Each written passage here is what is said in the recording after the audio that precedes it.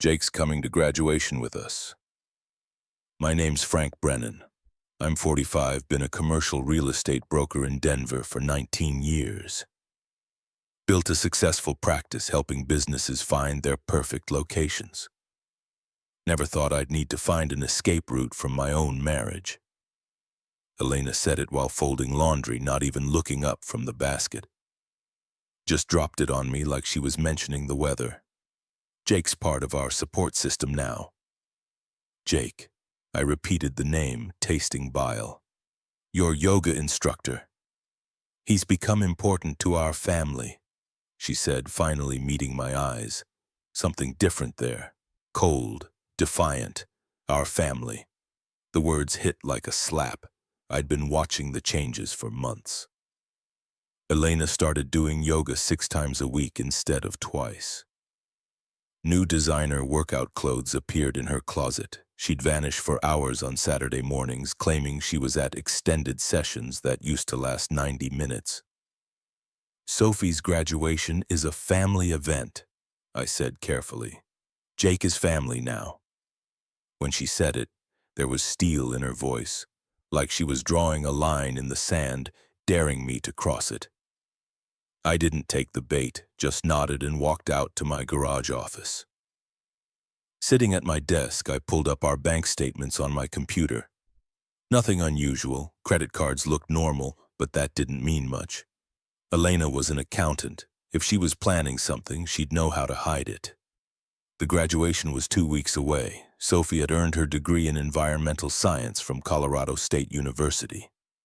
4 years of hard work maintaining a 3.9 GPA while interning at conservation organizations. She deserved better than whatever soap opera was unfolding between her parents. I locked my computer and drove to my office downtown. Had a meeting with a tech startup looking for office space. Simple deal, but sitting across from the young founders, watching how they collaborated, supported each other's ideas, something ached in my chest. When had Elena and I stopped being partners? That evening I found her on the phone in our bedroom, door closed. She was laughing, voice softer than it had been with me in months. When she came downstairs later, I was reviewing contracts at the kitchen table. Who was that? I asked without looking up. Just Sophie talking about graduation plans. Sophie was at her part-time job at the environmental lab. I'd dropped lunch off to her that afternoon. 24 years we'd been married. Met when I was 21, working at a small property management company downtown. Elena was 19, studying accounting at University of Denver, full of ambition and dreams about financial independence. We built everything together, saved for our first house by living in a studio apartment and eating home-cooked meals every night. When Sophie was born, Elena took 2 years off to stay home. I hustled harder, took on commercial clients, worked evenings and weekends to keep us stable. Those were challenging years, but good ones. We were united in purpose. The changes started subtly about 3 years ago. Elena went back to work full-time when Sophie started college. She was restless, said she needed something physical to balance all the desk work. She joined the yoga studio where Jake taught, started going religiously, came home energized, talking about mindfulness and breathing techniques. At first I was supportive. She seemed happier, more confident, but dinner conversations gradually shifted. Used to be about our days, Sophie's college updates, weekend plans. Slowly it became Elena talking about studio politics, Jake's philosophy about wellness, Jake's advice about meditation, Jake's thoughts on work-life balance. Jake said this. Jake thinks that. Jake recommended this book. I should have seen it coming. The night before graduation, I couldn't sleep. Lay in bed listening to Elena breathe beside me, wondering when she'd stopped being my wife and started being a stranger. Around 3 a.m., I gave up and went to my home office, opened my laptop and did something I'd never done before. I Googled Jake Whitfield. What I found made my stomach drop. Professional headshots of a guy who looked like he'd stepped out of a fitness magazine. 32 years old, certified yoga instructor and life transformation coach. His website featured testimonials from clients who'd discovered their authentic selves through his guidance. One testimonial caught my eye. Jake helped me realize I was living someone else's life. Now I'm pursuing my true happiness. Posted by EB 6 months ago, EB Elena Brennan. I closed the laptop and stared out the window until sunrise. Graduation day arrived with clear skies and my stomach in knots. I put on my best suit, the navy one Elena had picked out for me 5 years ago for Sophie's high school graduation. Elena came downstairs wearing a new dress I'd never seen, hair styled professionally. "You look beautiful," I said, meaning it. She smiled, but it didn't reach her eyes. "Thank you." Sophie bounded down the stairs in her cap and gown, beaming. "I can't believe I'm finally graduating." I hugged her tight. "I'm so proud of you, sweetheart." "Where's Jake meeting us?" Elena asked, checking her phone. "At the campus. He's saving seats." Sophie's enthusiasm dimmed slightly. She'd always been polite about Jake, but I could tell she wasn't thrilled about him crashing family events. We drove to campus in silence. I focused on parking, on finding the auditorium, on anything except the knot growing in my chest.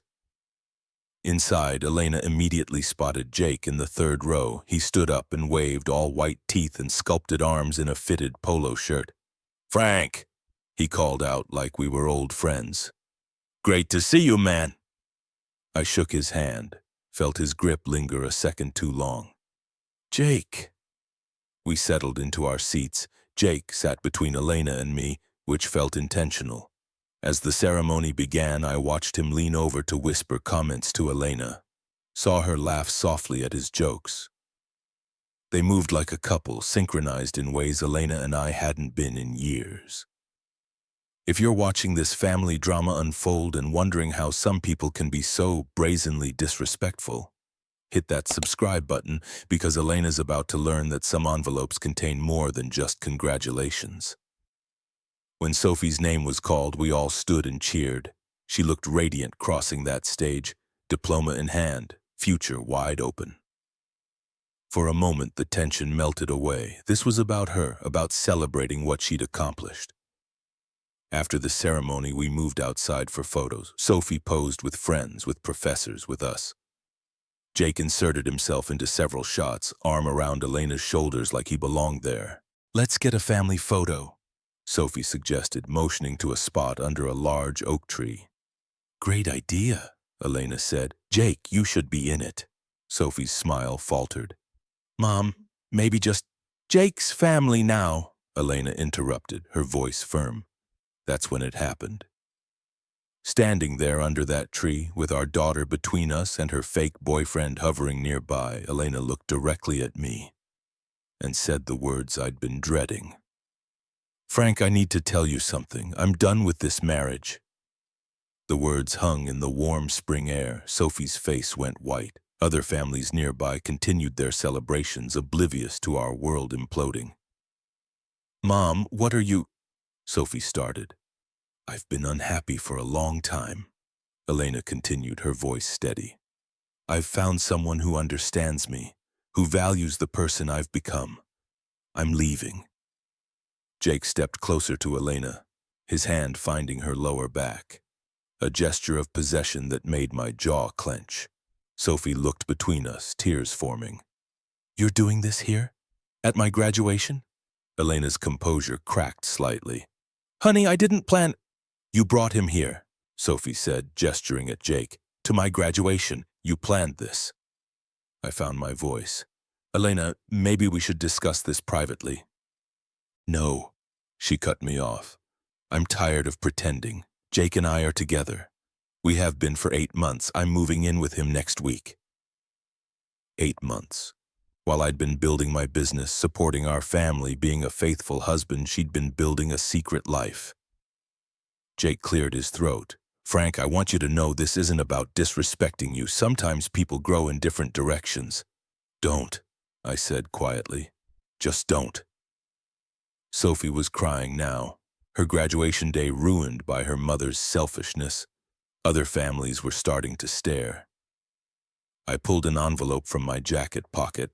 one I'd prepared that morning in a moment of intuition. "Elena," I said, holding it out, "since you're being so honest today, I have something for you too." She took the envelope reluctantly, Jake reading over her shoulder as she opened it. I watched their faces change as they processed what they were looking at.